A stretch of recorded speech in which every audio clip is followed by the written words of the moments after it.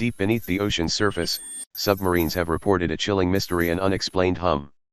Is it a natural phenomenon, or could it be something otherworldly? Let's dive in.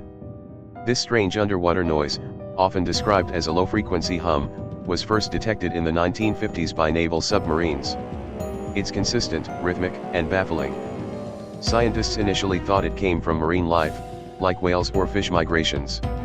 But even today, its exact source remains unknown. Some suggest underwater volcanic activity or shifting tectonic plates. Others, well, they hint at something more mysterious: alien technology or secret military experiments. What's intriguing is how widespread it is. Submarines across the globe have reported hearing it, yet no one has identified the true cause. So, what do you think? A secret of the deep? A natural anomaly? Or a signal from another world? Let me know your theory in the comments below, and don't forget to hit subscribe for more unsolved mysteries of our planet.